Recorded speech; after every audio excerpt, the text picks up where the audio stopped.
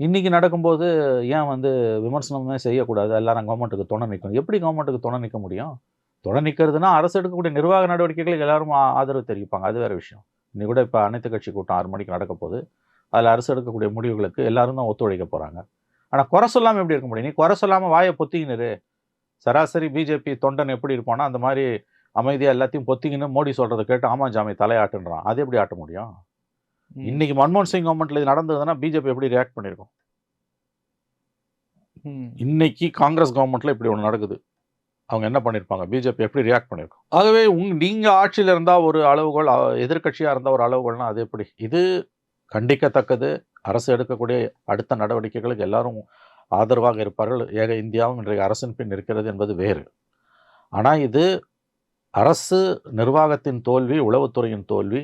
இதற்கு யாராவது பொறுப்பேற்க வேண்டும் என்ற கோரிக்கை நியாயமானது. ம். அமித்ஷா ராஜினாமா செய்ய வேண்டும் என்ற கோரிக்கை நியாயமான கோரிக்கை. ஆனா அவ்வளோ பேச்சுல்ல நீங்க பேசுனீங்க. 370 நீக்கின பிறகு கொஞ்சமா பேச்சு பேசுனீங்க.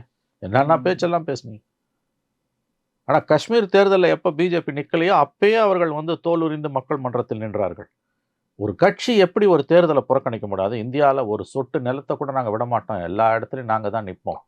ஒரு உறுப்பினர் எம்எல்ஏ இருந்தா கூட 39 எம்எல்ஏ விலைக்கு வாங்கி ஆட்சி அமைப்போம்னு ஜனநாயக பண்பு கொண்ட ஒரு பிஜேபி, பதவி வெறியின் மொத்த வடிவமான பிஜேபி, காஷ்மீர்ல போய் மக்கள் மன்றத்துல நிக்கவே இல்லையே. மக்களுக்கு ஒரு வாய்ப்பே குடுக்கல. ஒரு 10% மக்கள் காஷ்மீரி மக்கள் பிஜேபி ஓட்டு போடணும்னு நெனச்சிருப்பான். அவனுக்கு நீ வாய்ப்பு குடுத்தியா? அதானே ஜனநாயகம்.